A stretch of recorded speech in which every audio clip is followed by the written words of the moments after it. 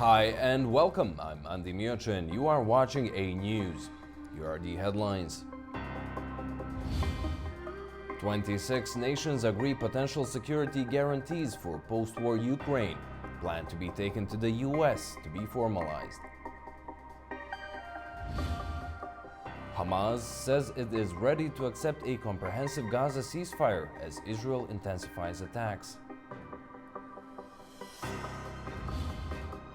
Portugal mourns following a deadly funicular derailment that left at least 16 dead and more than 20 injured.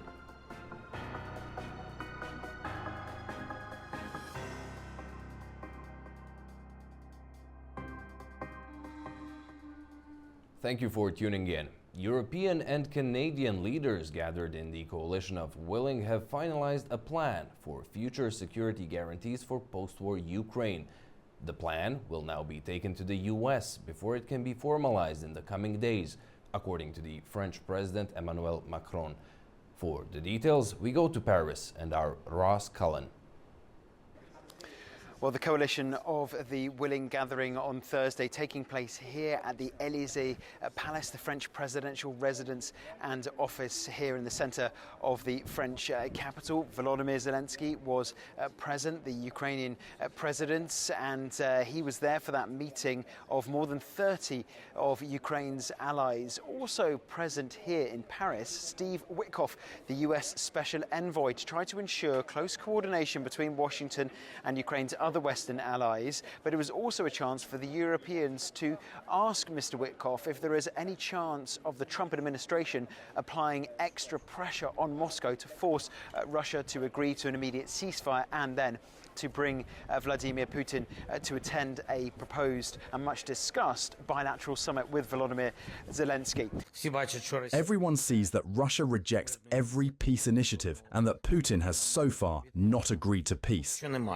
At a closing news conference on Thursday here, Emmanuel Macron did announce that there were 26 nations ready to deploy troops inside Ukraine the day after a peace agreement is signed to ensure that there are those guarantees for Ukraine. He did say that there will be extra effort put into regenerating and supporting the training of the Ukrainian army as well, so that it's not just able to defend itself, but it's able to also dissuade any future Russian incursion into Ukraine. We have today 26 countries that have formally committed, with several others to clarify their position, but 26 countries committed to deploy as a reassurance force troops in Ukraine or to be present on the ground, at sea, in air, in order to bring this reassurance to the Ukrainian territory and to Ukraine the day after a ceasefire or peace. Ukrainien et à l'Ukraine le jour d'après. But it is also important for the European allies to have that support from the US, to have that participation from Washington in the designing of Ukraine's security architecture going forward. And Emmanuel Macron saying on Thursday that that should be defined properly in the coming days. Les États-Unis d'Amérique ont été très clairs. The United States of America has been very clear, and they were very clear since our meeting in Washington, and they reiterated it here. And this is also why they participated in all the work of recent weeks, on the support and their desire to be part of the security guarantees. So there is no doubt on this topic. After the meeting in the morning of Thursday, there was a call they had with Donald Trump via video link with the US president to be able to update him on what they had discussed and also to agree that there should be an increase in the sanctions imposed on Moscow. We talked to President Trump today. We are grateful for support. We discussed in detail how to create conditions for peace. We have discussed various options. The most important is pressure, economic actions that will force Russia to stop the war. The key to peace is to deprive Russian war machine of money, of resources. We have also raised the question of protecting Ukrainian sky, saving lives.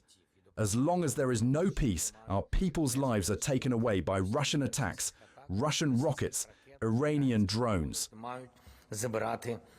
вони життя українців. If there is no movement by the Kremlin towards holding that much discussed bilateral summit, and then after that, Emmanuel Macron is envisaging a possible trilateral summit between President Putin, President Zelensky, and President Trump, and then a fourth quadrilateral summit between those three presidents and also European representation to try to ensure that there can be a peace accord agreed for Ukraine.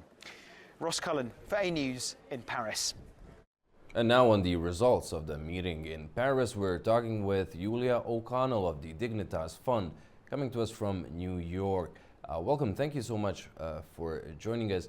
Now, according to Emmanuel Macron, 26 countries have agreed to be involved in one way or another. There weren't many specifics, but what do you make of the sheer number of countries ready to be involved? Thank you for having me. Definitely, that's a number of countries, which is Coalition of the Willing, I believe it's called, that are showing the support to Ukraine. They are also agreeing that Russia is a threat to Europe, not only to Ukraine. So unification of this kind is very important, and it's very important at this point when we see that Putin and Xi Jinping in Beijing and North Korean leaders there, and even unfortunately Modi, who India is very integrated with Europe and very integrated with the American economy, but he was still there.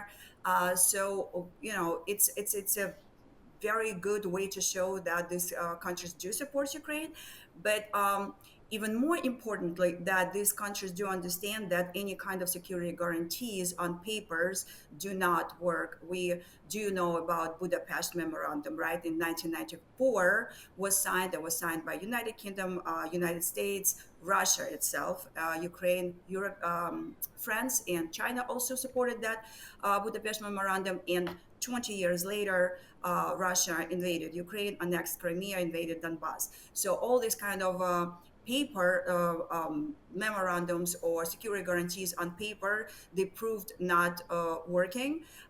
Same thing with the Minsk type of an agreement that was for during not hot part of the war from 2016, right, till up until full-scale invasion.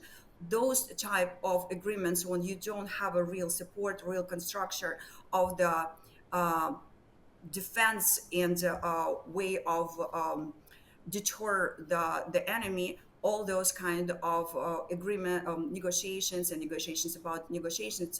doesn't seem to work. So this time it looks a lot more serious. This time the threat is a lot bigger. So that's why we're seeing that more unification and coming to the table, not only with the papers or conversations, but more of the, not, again, we don't know specifics, but we do know it's not going to be just a declaration simply because for Ukraine and for Europe is not acceptable.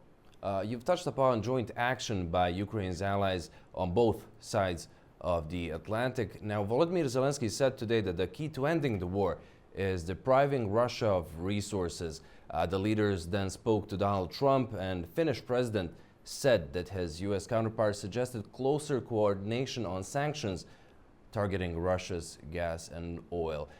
Is that cooperation of Europeans and Americans maybe crucial now? Yes, I mean that's been pretty clear that so far the best, honestly, security guarantees that Ukraine received at that Ukrainian drones hitting oil refineries, depleting Russia of oil, depleting of their money that they can use as in their war machine. The drones in the Black Sea that they hit Russian fleet, that 30% they lost of their fleet, and they're basically not capable of their operations in the Black Sea. So the best kind of guarantees for Ukrainian peace and Ukrainian and European securities is when we deter Russia with weapons, and that part of that, as the news are that 3,500 long-range missiles. They are not 700 kilometers. They are 400 kilometers. They're not going to reach Kremlin, but they're definitely good enough to reach Russian logistics, oil refineries, military bases. They were bought by European countries from United States.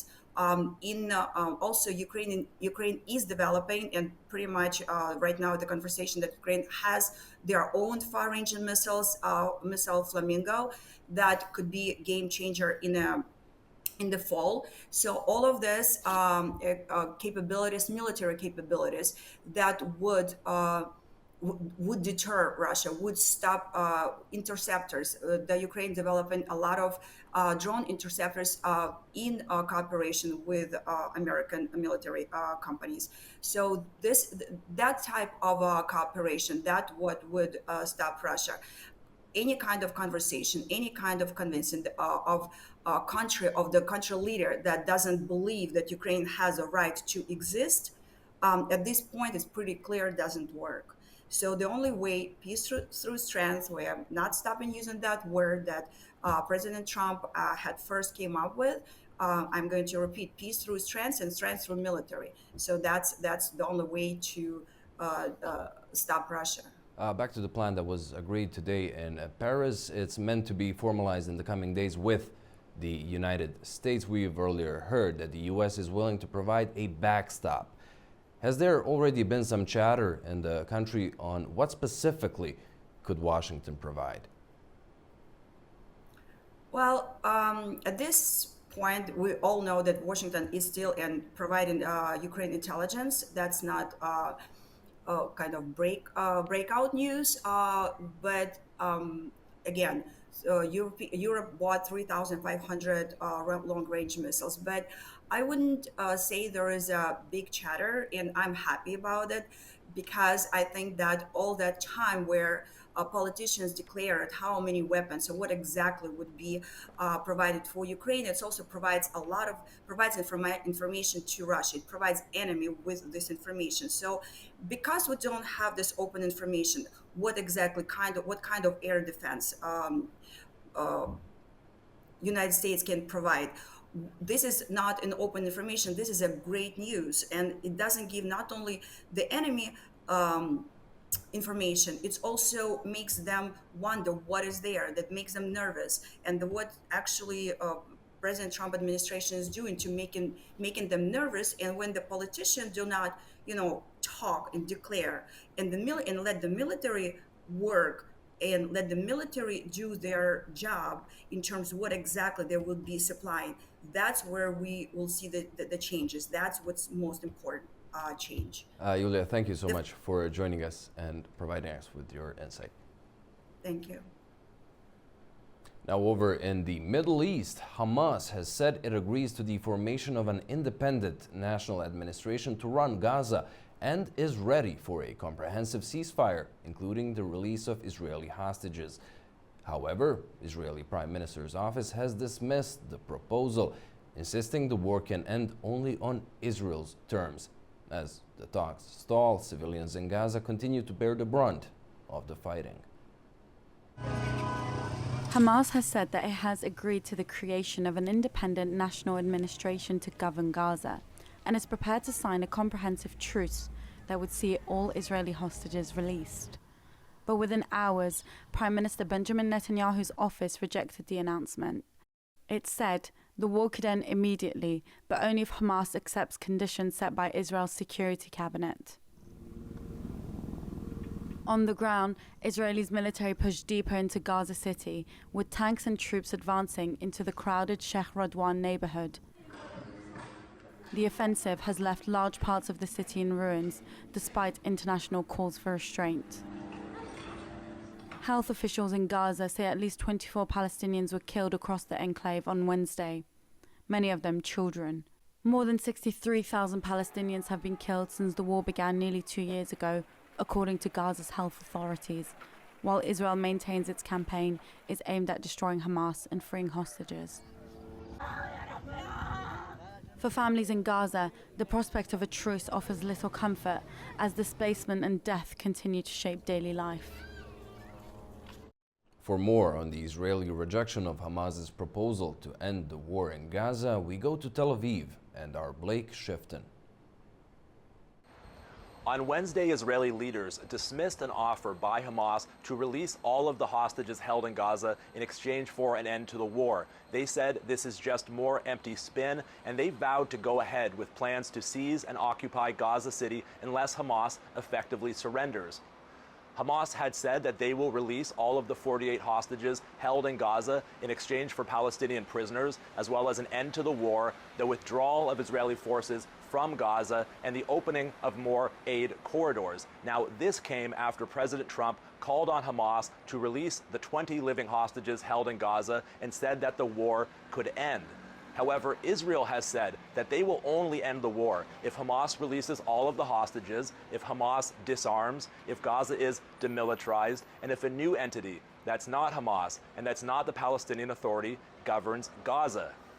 In recent weeks, the Israeli Security Cabinet has met repeatedly, but they have not discussed the partial ceasefire and hostage release deal that's on the table and that Hamas has agreed to. They've only been focusing on this offensive to seize and occupy Gaza City. On Wednesday, Israeli Defense Minister Israel Katz once again threatened to destroy Gaza City if Hamas does not meet Israel's demands. He said that Gaza City would become the equivalent of Beit Hanun or Rafah. Now, these are cities that have been reduced almost entirely to rubble. Meanwhile, Israeli military offensives in the outskirts of Gaza City are intensifying. There's been widespread airstrikes as well as widespread shelling targeting the neighborhoods of Sabra, of Zaytun, of Shajaya, and the nearby city of Jabalia. The Israeli military says that they are destroying Hamas infrastructure and tunnels. However, residents report the widespread destruction of buildings, including civilian homes, and satellite imagery has shown that large swaths of these neighborhoods is now completely flattened. Blake Sifton for A News in Tel Aviv. Portugal is in mourning after a sudden tragedy in Lisbon, where the historic Gloria funicular derailed, leaving at least 16 dead and more than 20 injured. Officials say 5 of the injured are in serious condition, and an investigation into the cause of the crash is underway. A country in mourning, the Portuguese flag flying at half-mast. At least 16 people were killed when Lisbon's Gloria funicular, a tourist favourite since 1885, came off its tracks on Wednesday, while more than 20 were left injured. The tram was badly damaged as it derailed on the steep hillside. Rescue teams rushed in, pulling victims from the wreckage, while firefighters secured the area. It was coming down the hill. Something was wrong with the cable. It lost control, didn't have any braking ability. When it came around the corner, it crashed into the building. But I do believe the people at the bottom are very lucky. Authorities say investigators are now focused on the cause of the derailment. Lisbon residents say the funicular was well maintained. It was an accident, just like a car or plane crash. They maintain it well. I've seen it for 20 years. European leaders sent condolences. Portugal has declared a national day of mourning as one of Lisbon's most cherished symbols now becomes a site of tragedy. Iranian and British top security officials spoke by phone and agreed to continue exchanging views on resuming talks on Tehran's nuclear program. Our Turash Ralilu has all the details. Iran's Secretary of the Supreme National Security Council, SNSC, Ali Larijani, and the UK National Security Advisor, Jonathan Powell, held a telephone conversation during which they discussed views on resuming the nuclear negotiations to settle the issue of return of the UN nuclear sanctions. According to the Noor News website, which is affiliated to the Council, Larijani and Powell agreed to continue exchanging views on resolving the nuclear dispute through negotiations. The UK, France, and Germany are the European parties to the 2015 Iran nuclear deal, JCPOA, and have referred the dispute to the UN Security Council to be discussed at the World Body in September on whether to reinstall Iran's nuclear sanctions blocked under Resolution 2231 for 10 years. Iran's president reappointed Larijani as secretary of the influential security body in August. He first served as SNSC secretary from 2005 to 2007 and was Iran's chief nuclear negotiator with the European powers in his first term. In the meantime, Foreign Minister Abbas Araghchi said after returning from Shanghai Cooperation Organization Summit in Tianjin, China, that Tehran will do its utmost to prevent return of UN sanctions so that the world understands that the move by European Troika is illegal and unlawful. During his visit to Tianjin, Iran, China, and Russia, in a joint letter addressed to the UN Secretary General and the President of the Security Council, rejected the call by the European Troika on demanding reimposition of Tehran's nuclear sanctions and termed it void of legal basis. According to Iran's top diplomat, the International Atomic Energy Agency, IAEA, has accepted that developments following bombing of Iran's peaceful nuclear sites under the UN safeguards require a new cooperation framework. In the wake of the US-Israel 12-day war on Iran last June, Tehran suspended its cooperation with the UN nuclear watchdog, demanding a new modality in its relations with the agency. The IFRI has laid the resumption of Iran-IAEA ties as one of its major conditions for the nuclear talks with Tehran. Durad Shiralilu, reporting for A News TV, Tehran. Russia and China are expanding their trade and energy partnership with new deals, signaling closer economic cooperation during global tensions. For more, we go to Beijing and our Mahnur Magdoum. Russia is moving to deepen its energy partnership with China by securing an additional 2.5 million metric tons of oil annually through Kazakhstan. The deal reflects Russia's pivot towards Asian markets under Western sanctions. The agreement also highlights the resilience of China-Russia energy corridor, even though Chinese exports to Russia have recently dipped. At the same time, more than 20 bilateral agreements were signed during President Vladimir Putin's visit to Beijing, signaling that both sides are seeing room to grow despite mounting US pressure.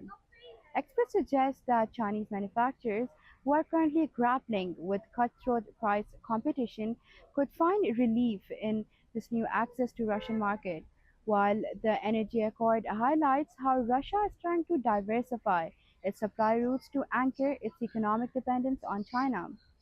Together, these deals reflect and reinforce the strategic alignment between Moscow and Beijing during this time of heightened geopolitical tensions. Manu Masoom, A News, Beijing. U.S. President Donald Trump said that Washington might have to, quote, unwind the trade deals it reached with the European Union, Japan, and others, depending on the outcome of a Supreme Court tariffs case. Trump said on Wednesday his administration will ask the Supreme Court to overturn a lower court ruling last week that found many of his tariffs illegal. He added that the imposition of import taxes gave him leverage to strike deals with major trading partners across the world. But now we made a deal with the European Union where they're paying us almost $1 trillion, and they're happy to do it. You know what? They're happy it's done. These deals are all done. I guess we'd have to unwind them. We've done deals with Japan, with South Korea. We've done deals with many countries and others to come. Still in the U.S., California is facing yet another raging wildfire. Thousands have been forced to leave their homes, and a historic town has been badly damaged as flames spread quickly through dry land. California is dealing with a massive wildfire that has forced thousands of people to evacuate and left behind widespread destruction. The flames are centered in Tuolumne County, Northern California, where they have devastated parts of a historic gold rush mining town once home to thousands of Chinese immigrants. The fires began on Tuesday after a lightning storm sparked nearly 24 separate blazes.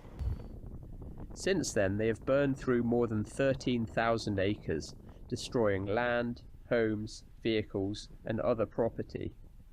One of the hardest hit places is the small village of Chinese Camp, with less than 100 residents. Firefighters are battling the fire on steep hillsides, while air tankers drop fire retardant from above to slow the spread. So far, no injuries have been reported, but with dry grass and brush fueling the flames, the fire continues to spread quickly, leaving locals and authorities little time to act.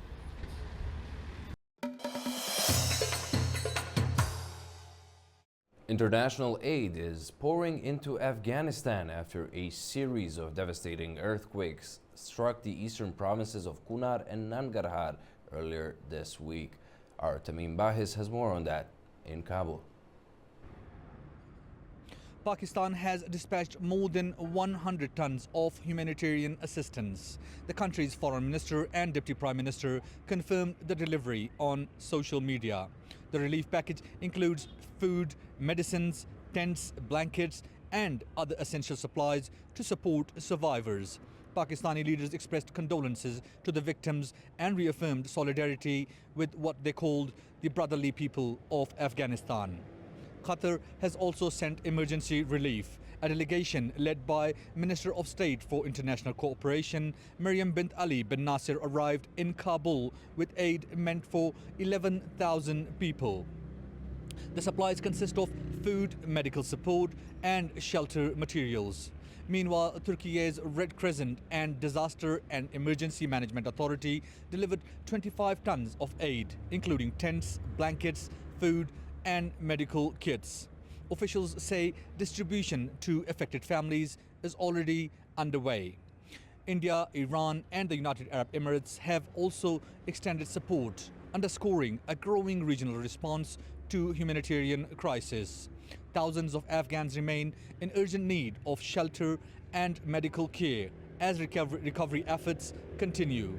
The global outpouring of aid highlights the severity of the disaster and the solidarity of neighboring nations in this time of need. This is Tamim Bahis in Kabul for A News. Pakistan and Armenia have established diplomatic ties after more than 3 decades. The communiqué was inked in Tianjin on the sidelines of the recent SCO summit. On what can the newly established relations spell for the South Caucasus and the ongoing peace process between Baku and Yerevan, we're talking with Ashfaq Ahmed, professor and chairman of the Politics and International Relations Department at the Sargodha University, joining us from Punjab. Welcome, thank you so much for being with us. First of all, how do you see this step, given Pakistan's well-known strong support for Azerbaijan? What does it signal when it comes to the peace efforts in the South Caucasus? Thank you so much for inviting me. And secondly, as far as your question is concerned, we have to keep certain issues in our mind. For example, first of all, there had been a summit in Washington wherein Armenia, Azerbaijan, with the help of President Donald Trump, signed the peace agreement. So it was, the relation that we have established with Armenia that has been only established after both Armenia and Azerbaijan signed the agreement. So that is the first point. The second point is that the relationship that we have established, or Pakistan has established, has only been established after taking Baku in confidence. It's not possible that Baku has not been taken on board prior to have establishing these relationship. And moreover, as far as the signals of peace are concerned, we have to keep in mind that because of this particular relationship that is evolving now, it solidifies Azerbaijan's efforts of peace and regional integration, the economic development that Azerbaijan is offering the region and beyond the region, the partners that it has.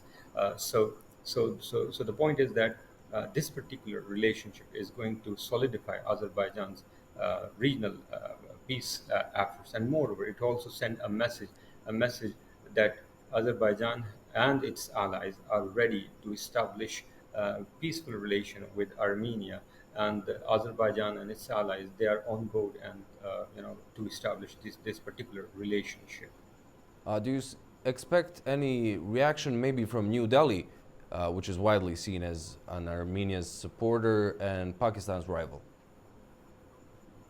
Okay, before I talk about Indian reaction, one more point, and that is that um, recently, if you analyze Armenia and Russian relationship, they're distancing from one another. So Armenia also wants to integrate within the regional, economic opportunities, so that its reliance on Russia that decreases, and its relationship with European Union or European countries that increases. So that's also a point that has to be taken into consideration. As far as Indian reaction is concerned, we should go and we should. I'm going to highlight the point that Indian Prime Minister Narendra Modi he posted on X that the relation between Armenia and India are based on friendship and mutual cooperation. And moreover, there had been reports that from Armenia that the relationship which has been established between Pakistan and Armenia, it will not affect Indian relation with Armenia. Furthermore, if we talk about this particular relationship or normalization of relation between India and Pakistan, there had been unconfirmed reports that India blocked Azerbaijan's application to join SCO as a member state, and in reaction, Pakistan also blocked Armenia's application to join the SCO. So there had been, compulsion on Armenia to establish relation with Pakistan, because the one of the conditions that SCO has, it states that a candidate country should have a normal relation with all member states of SCO. So without establishing this relationship, Armenia could not get the membership of the SCO. And secondly, if a single country opposes a candidate country entry into the SCO, the application process cannot be proceed. So the point is that India understands all these legalities and these compulsion. So I don't think so that India would react aggressively to this particular relationship. Furthermore, India also understands that Armenia supports India on the issue of Kashmir, that we have a disputed territory between India and Pakistan, and we are thankful to Azerbaijan for supporting Pakistan on international forum and highlighting this particular issue. Given this latest development of establishing diplomatic ties with Yerevan, what kind of a role do you see Islamabad playing in the South Caucasus region in the near future? What opportunities are there to deepen cooperation? So as far as the region is concerned, Pakistan, I believe, will be playing a limited role. Why? Because we are a distant member from the South Caucasus, and secondly, the second issue of SCO membership. That was the basic reason this relationship was established, and there had been a strategic partnership agreement that was signed between China and Yerevan or Armenia. So perhaps there had been this particular relationship, which has been normalized, that has been also supported by China. So the point is that Indians, they are the largest arms exporter to the Armenia, and there had been a defense agreement between India and Armenia of Akash S-1S missile system. And this particular missile system is effective against drones, against missiles, guided missiles. So the main thing, the main relationship will be focused on defense cooperation between Armenia and India, and Pakistan and Azerbaijan. Professor, thank you so much for joining us and providing us with your insight. Thank you. Thank you so much. Still in the region, Armenian media are reporting that a delegation from the United States will visit the country next week to discuss the Trump Route project. Reportedly, the delegation will discuss not only the technical and political aspects of the corridor, but also the amount of investments needed and the timeline for its construction. No details of the visit have been officially disclosed yet. The fourth Turkey-Azerbaijan Energy Forum held in Izmir resulted in agreements on expanding cooperation between the countries in hydrocarbons, renewables and mining. Our Aliyah Aziz has all the details. Turkey and Azerbaijan have taken another step forward in their deepening energy partnership. The fourth Azerbaijan-Turkey Energy Forum concluded today in Izmir, bringing together Azerbaijan's Energy Minister Perviz Shahbazov, Turkey's Energy and Natural Resources Minister Alparslan Bayraktar, and COP29 President Mukhtar Babayev, who participated in the forum, underscoring its global significance. The two sides signed a protocol aimed at strengthening cooperation across multiple areas, including hydrocarbons and petrochemicals, renewable energy, electricity markets, energy efficiency, regulation, and mining. 6 joint working groups presented their progress reports and laid out plans for future collaboration, highlighting joint efforts to align traditional energy projects with investments in clean and renewable technologies.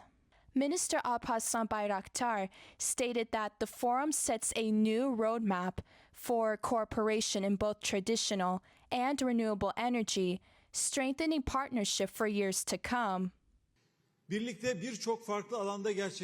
We have very ambitious goals, particularly regarding turning Azerbaijan's renewable energy potential in the Caspian and in Nakhchivan into production, and then ensuring access to major markets such as Turkey, and through Turkey to Europe. We are strengthening our bonds of friendship with energy connections through transmission lines, pipelines and natural gas lines, and truly contributing to supply security not only for both countries but also for the wider region.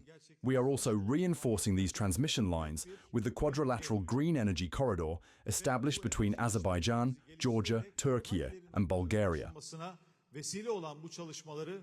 Minister Perviz Shahbazov said the Azerbaijan-Turkey energy partnership has entered a new phase with projects like the Iğder-Nakhchivan gas pipeline, the Shafak-Asiman project, and green energy initiatives, adding, "We are one nation, one state, and our energy cooperation reflects that unity." Güçlü Azerbaycan-Türkiye enerji tərəfdaşlığı. The Azerbaijan-Turkey energy partnership has entered a new stage, one that consolidates our countries as long-term partners in oil, gas and renewable energy, while strengthening our positions regionally and globally against the backdrop of shifting geopolitical realities. The commissioning of the Iğder-Nakhchivan gas pipeline, TPAO's participation in the Shafak-Asiman project, the start of gas supplies to Syria, the establishment of green energy interconnectors, and the agreements reached on the Zangezur corridor, also known as the Trump Route for International Peace and Prosperity, are writing a new, stronger chapter in our energy ties. Included in the program, participants had a chance to visit Sokar's Aliagha terminal, underscoring Azerbaijan's growing role in Turkey's energy infrastructure. Both sides emphasized that the forum is not just about bilateral ties, but also about building a more integrated and resilient regional energy network. Launched in 2021 and previously held in Baku, Istanbul, and Nakhchivan, the Energy Forum reflects Turkey and Azerbaijan's shared vision of energy security, regional integration, and the transition to greener technologies, with this latest edition in Izmir highlighting how the two nations are aligning traditional energy with renewables while deepening their strategic partnership in shaping the region's energy future. To Kazakhstan now, where the 8th Astana Financial Days Forum has kicked off, bringing together major companies to talk on investments in the infrastructure of developing countries. Kazakhstan is also on the move to attract foreign investment. Our Fariza Kalimurzina reports from the venue. Kazakhstan is working to double the size of its economy by 2029. To reach this goal, the country plans to attract at least $150 billion in foreign direct investment and increase the share of investment in fixed capital to 23% of GDP. Playing a key role in this strategy is the Astana International Financial Center. As Deputy Prime Minister, Minister of National Economy of Kazakhstan, Serhik Zhumangarin, explained, it provides an institutional environment based on English common law, independent regulation, and international standards. Today's forum is being held right here at the Astana International Financial Center, which shows how important it is as a platform for finance and investment. Across this center, more than 4,000 companies from 85 countries are registered, contributing investments of over $17 billion in areas such as asset management, fintech, green finance, and Islamic banking. The forum is continuing with new agreements and projects. The Astana International Financial Center and Qatar International Financial Center have signed a memorandum of understanding on experience sharing, international standards, and support for digital financial services. And the event will continue on Friday with more agreements and presentations from other key speakers. From Astana, Kazakhstan, Fariza Kalimurzina, A News.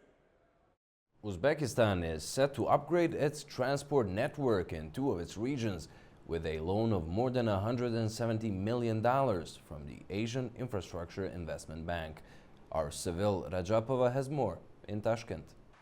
The Asian Infrastructure Investment Bank has finalized a loan agreement with the government of Uzbekistan to support the reconstruction of rural roads in the country's western regions. The project covers more than 516 kilometers of roadway in Khoizum and Kyrgyzstan. The first tranche, amounting to $71.1 million, was signed during the AIIB's annual meeting in Beijing and will finance the renovation of priority road segments in Khoizum. The second tranche will extend improvements across Kyrgyzstan. In total, the loan package amounts $173.4 million. Officials note that the phased financing will help Uzbekistan align infrastructure priorities with budget implementation, while also ensuring more inclusive and climate-resilient transport links. In recent years, transport infrastructure development has become one of Uzbekistan's biggest undertakings. Since late 2023, the government has allocated more than $2.1 billion for projects aimed at repairing and building over 40,000 kilometers of road and 540 bridges. In 2025 alone, plans include the reconstruction of 7,000 kilometers of public roads, 231 bridges, and 13,000 kilometers of unpaved roads. Major initiatives are also advancing with the support of international partners, such as the Asian Development Bank, World Bank, Islamic Development Bank, and AIIB. 6 large-scale reconstruction projects covering around 1,200 kilometers are underway. A World Bank assessment estimates that Uzbekistan will need to expand its road infrastructure capacity by nearly 500% by 2030 and more than 1,300% by 2050 to meet the rising demand. Beyond roads, the country is working to strengthen regional and international connectivity through railway projects. Construction of the China-Kyrgyzstan-Uzbekistan Railway, stretching 486 kilometers, is scheduled for completion by 2029. The line is expected to provide a crucial transit corridor linking Central Asia with the Pacific Ocean through China and with the Persian Gulf, significantly reducing transport times and costs for goods. Alongside this, a feasibility study has been agreed for the Uzbekistan-Afghanistan-Pakistan Railway, which will extend approximately by 573 kilometers and is projected to carry up to 20 million tons of freight annually. Together, these efforts mark a transformative stage in Uzbekistan's transport sector, aimed at improving rural accessibility and boosting regional trade. That's all we have for you for now. Thank you so much for watching and stay tuned to A News.